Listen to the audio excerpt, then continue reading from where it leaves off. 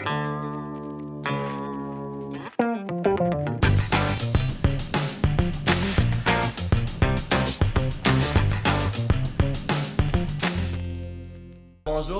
moi c'est Jimmy, copropriétaire du coureur nordique. Aujourd'hui, on va voir en détail les raquettes qui sont intéressantes pour les enfants, pour les adultes aussi, pour faire de la course à pied en raquettes.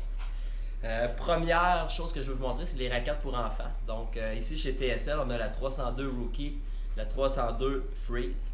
C'est des modèles qui sont vraiment bien parce que par leur forme, on va avoir une démarche naturelle. On va marcher naturellement avec cette raquette-là. Par le fait qu'ils n'ont pas beaucoup de gros crampons, ben, l'enfant peut marcher naturellement sans s'accrocher. C'est une raquette qui est très légère.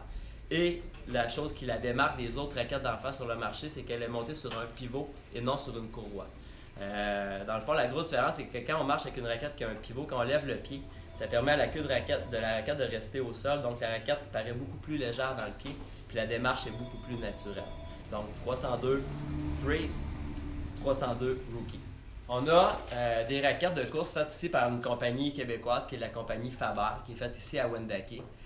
Très bon produit qui s'est amélioré beaucoup dans les 2 dernières années.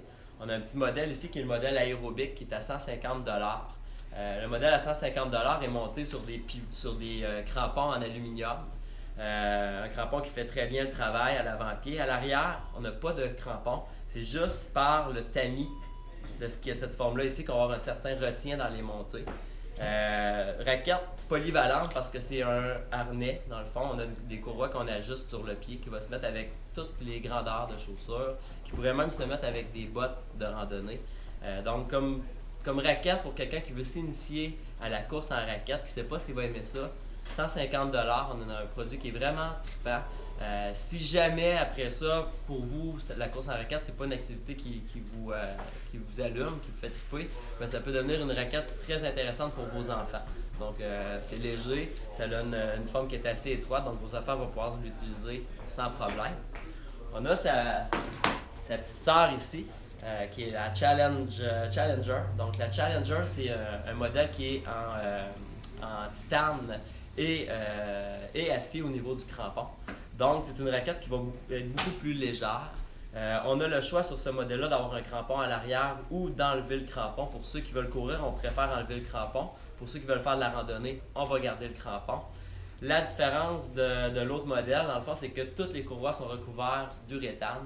Donc, en étant recouvert d'uréthane, l'ajustement va se maintenir davantage. Sur des courroies en nylon, une fois que c'est mouillé, ça retient un petit peu moins bien. Mais là, ici, on parle d'une raquette de 220 $ versus 150 $. Donc, un autre produit fait par Faber, ici à Québec, qui est très intéressant. Chez TSL, on a une raquette qui a fait son entrée l'année passée sur le marché de la raquette de course. C'est la raquette la plus légère, c'est la Symbiose Racing. La Symbiose, pourquoi Symbiose? C'est une raquette qui va être en symbiose avec le milieu, elle est vraiment souple, elle va épouser vraiment le relief. Par contre, nous ici au coureur nordique, ce qu'on remarque de cette raquette-là, c'est un produit qui est très performant sur des surfaces de neige damées, surface de neige qui est assez dure. C'est un produit que je considère comme étant un peu l'équivalent dans la course à pied de ce qu'on appelle un racer. Donc c'est vraiment un produit de performance, léger, souple, mais malheureusement, de par sa souplesse, n'offre peu de portée.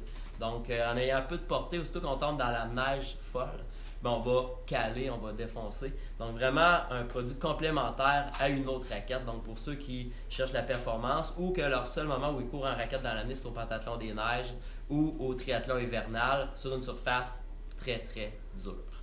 Par contre, pour le trail hivernal, le coureur nordique, ben là ici je pense qu'on a le modèle qui est vraiment le plus polyvalent sur le marché.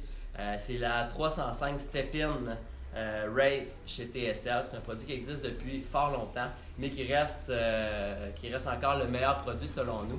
Contrairement aux autres raquettes qu'on a démontrées tout à l'heure, c'est une raquette qui n'a pas de courroie. Donc c'est un système qu'on appelle Step-In. Il y a 2 petites pins ici chaque côté qui permet de prendre la chaussure. La chaussure sur laquelle on a introduit, nous ici, le coureur nordique, un essieu comme ça qui fait bord en bord de la chaussure. Cet essieu-là va vous donner une stabilité incroyable sur la raquette parce que, vous voyez, on est toujours vraiment dans le centre de la raquette, très bonne stabilité, un pivot qui est très naturel. Le fait qu'on lève le pied et que la queue de la raquette reste au sol, il n'y a jamais de neige qui s'accumule dessus. On a un glissement sur la neige qui est super. Donc, 305 Step-in Race, vraiment un produit intéressant pour 225 $. La pose de l'essieu est faite. Vous avez la raquette. De préférence, une chaussure imperméable pour mettre là-dessus, avec une semelle qui est quand même assez épaisse aussi pour pouvoir passer l'essieu sans que vous le sentiez dans votre pied. Donc, c'est vraiment ici au coureur nordique notre produit numéro 1 pour courir en raquette. C'est très bien pour les compétitions, mais ça va être très bien pour aller hors sentier aussi puis aller faire un petit peu de randonnée avec le produit. Donc là-dessus, merci. Bonne journée.